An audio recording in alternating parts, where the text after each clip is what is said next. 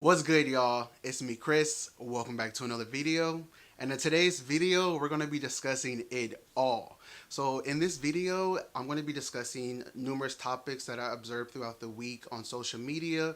Most of them are discussing celebrities, and usually I would make like a single standalone video about some of these topics, but y'all, when I tell you finals was kicking my ass, y'all know how stressed I be about statistics, and I am happy to tell y'all I am relieved of that.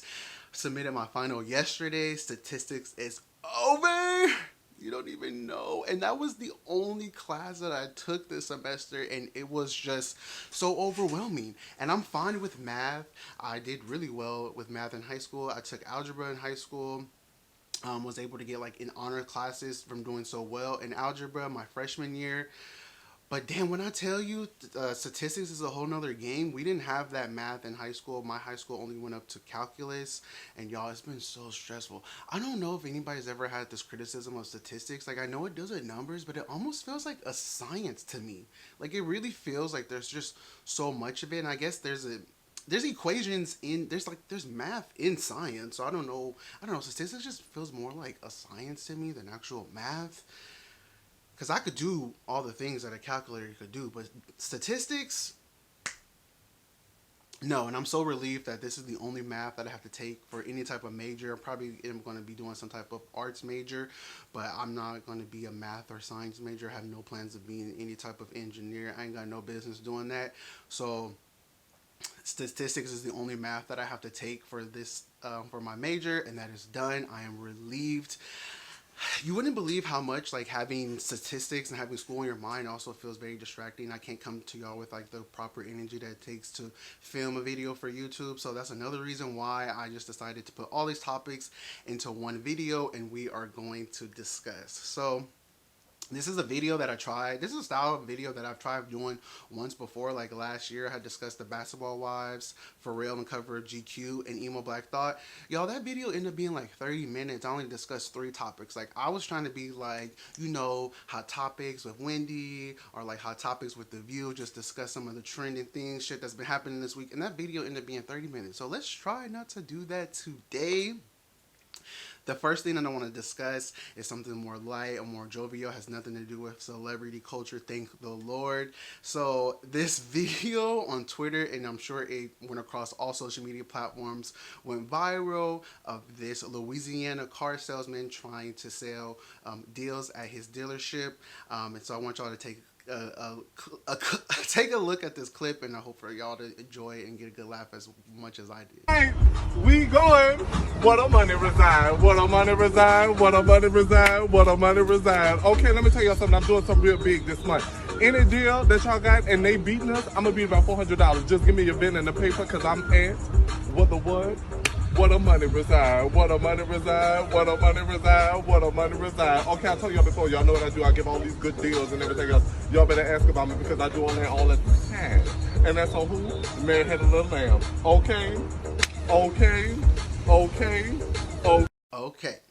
Where the money reside, where the money reside, where the money reside. Okay, y'all, this clip brought me so much joy. I found it to be hilarious. This clip comes from a car salesman that goes by the name of Relly B. He is based out of Baton Rouge, Louisiana. He works at a Honda car dealership, and he came up with this like 30-second clips in hopes of like advertising for the car dealership that he works at, and it went viral across the internet. The man is brilliant. Like, he was able to capitalize off of this moment so quickly. He had the viral tweet. He is going to be working to trademark the phrase "where the money resides." Now, that does take quite a minute to trademark something, but the man is already on it. I don't know if anyone's in talks with him to appear in any Honda commercials, but they should. This is exactly the type of energy that they need.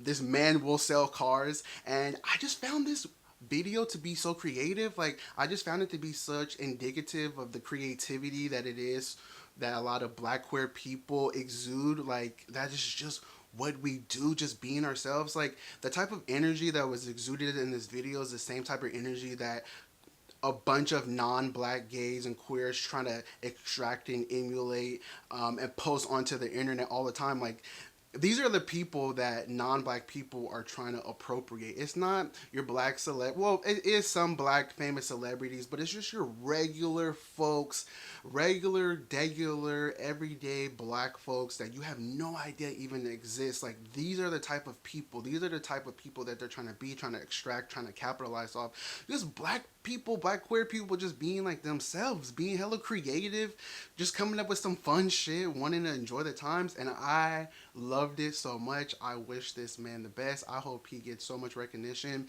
I saw a few people online saying this is not going to be like an on fleek moment, like this man is going to capitalize, and I wish that for him. I wish that for any black person that goes viral and pushes the culture on social media. Like, people are going to be saying where the money resides, where the money resides, where the money for a minute. That's going to be like our new catchphrase. Like, I promise you that will catch fire. So I'm really happy for him to start this video off with joy, just sharing, you know, another black creative just out here being visible and being themselves. I love it so much. Tom Cruise was in the news earlier this week because an audio clip was leaked of him yelling at the crew members of Mission Impossible 7 filming who were breaking social distancing guidelines.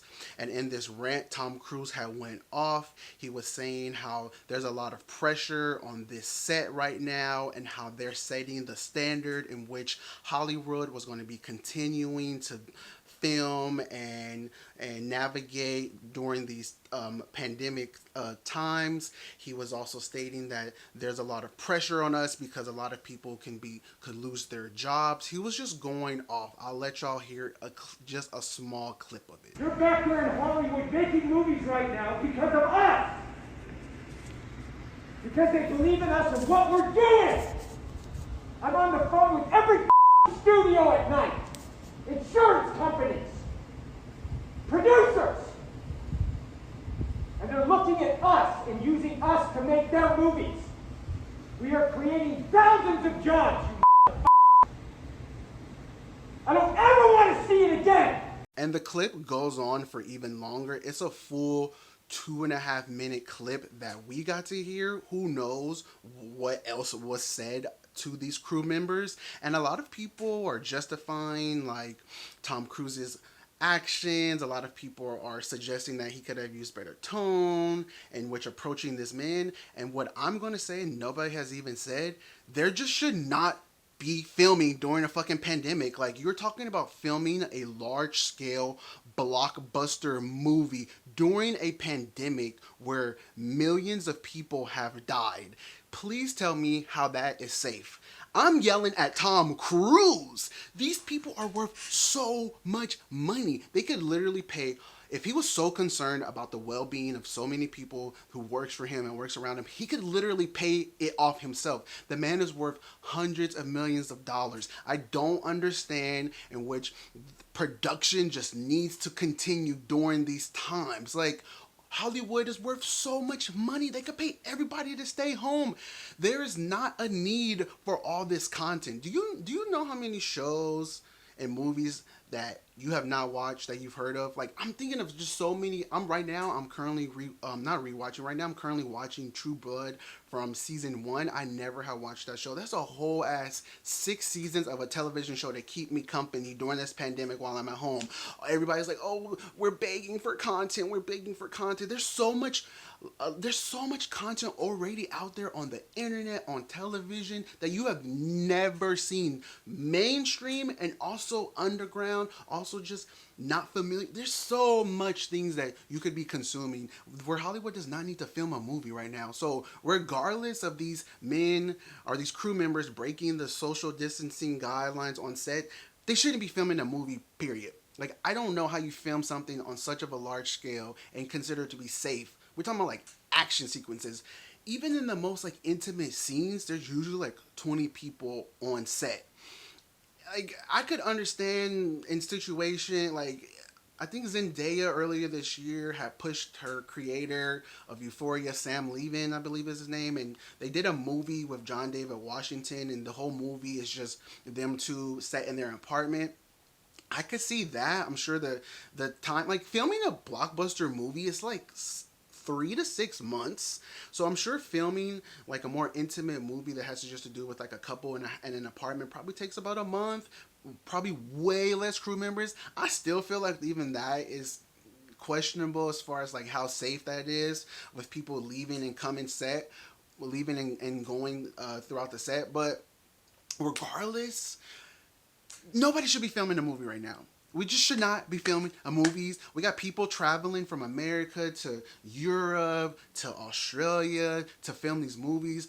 America is an infestation of COVID-19 right now. So you're taking your COVID-19 body and traveling over to these countries in which their cases are just as bad, sometimes worse. It's ridiculous. It's irresponsible.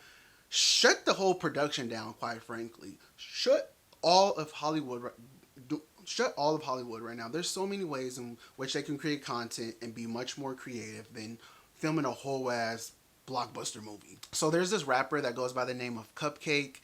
She's a decent rapper. She's based out of Chicago. I've listened to a few of her songs, even listened to her last album that was titled Eden. Clever, funny, all the things that you would like from one of your current rap girls. She recently came out with a diss track by the name of How to Rob. It's in the same vein of 50 Cent's diss track that he had did at the beginning of his career, helped him get a bunch of notoriety and put him on the map. I'm not sure if that's what Cupcakke was hoping to do because she already has like a decent following. She has like already bodies of work out. Like a lot of people support her. She probably was just bored during this time of quarantine, like just seeking attention. So she released this diss track. She's supposed to be taking shots at a bunch of people in the entertainment industry. There was Wiz Khalifa was in the song, Megan Thee Stallion, Suki, just a bunch of people. Wiz Khalifa, Tory Lanez. She states off at the beginning of the song that nothing in the song is personal. Honestly, it was just whack. It was a lot of body shaming, fat phobia, making fun of Megan's situation as far as her shooting with Tory Lanez. Like, it was just not funny. Just shit that you would hear on a song like in the early 2000s or in the 90s. Like, just lacking any type of cleverness. So if I was anybody on that song, I would have played the track Dust. But this rapper that goes by the name of Sukiana, now she got a small fan base. I just am familiar with her this year. She's been participating in super spreader events and being ignorant online, so I'm not that invested in her. Some of the girls love her on Twitter, but I don't really care. So she decided to come back with a diss track song because she too is also bored and has not that much relevancy. So she came back with a diss track titled Rob Who Bitch, and that song was trash, super corny. Like, y'all rappers can't say nothing about fat rappers aside from their body. That's all mostly the rap was just fat shaming her, body shaming her. It's just like, this is just lacking. Like, I get it, people are missing like rap beefs, but I'm fucking with all the rap girls coming together. I love the community aspect of seeing women, seeing people, not just some respectable shit, but just seeing community people and supporting other artists. Like, I'm not saying you have to like every artist, but this unnecessary beef, I'm just like, we could dead that. That doesn't have to be a part of hip hop. We can shift, we can grow, we can embrace other aspects of hip hop. It doesn't have to be this. So Suki came out with that diss track. Was like, I'm sleep on this. Now today, and this is why I'm glad I waited throughout the week for this story, because this was something that happened a few days ago. But today, Cupcakke released a diss track, and it was called The Gag Is, in response to Sukiana's diss track. Y'all, she ate. I was hollering. It was funny. Like, rappers and anybody who tells jokes are just gonna have to realize that like bigotry is not funny anymore. It's just not. You could talk about somebody's like intellect, you could talk about their outfit, you could talk about their rap skills. There's so many things to like make fun of instead of talking about how the way somebody looks and how the way that they exist as a human on this planet. Like, it was so good. It was so good. I was hollering the whole entire time. It's like a minute and a half clip that I had listened to on Twitter. Saw it earlier on and then saw the rest of it on YouTube. hilarious.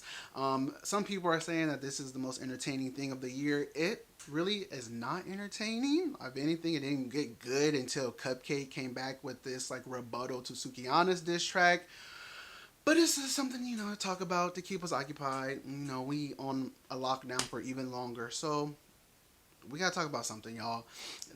Listen, speaking of things to talk about, Christina Aguilera performed the Christmas song on the late night show with Seth Meyers. And every mother's child is gonna spy.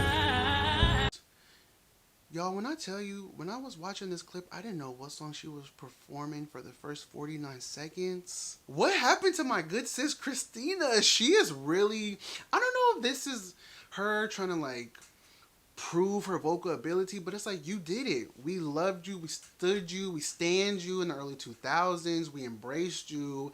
I don't know, she be like taking so much creative liberty with these songs and these renditions of the songs. Like, I did not know. I was like, girl, take a breath, take a drink of water, take a second. Like, you don't have, who are you competing against? Like, we already know your vocal capability. Last week, Disney had an event called Disney Investor Day, and in this event, they announced all their upcoming lineup full of the Star Wars, Marvel, the proper Disney, as well as Disney Animation and Pixar. You can check out online. It was a bunch of announcements, a lot of cool, exciting projects coming up. But one of the interesting things that I found that they had announced was Sister Act is going to be getting a sequel. We're going to be getting Sister Act 3. It's going to be starring Whoopi Goldberg, produced by her as well.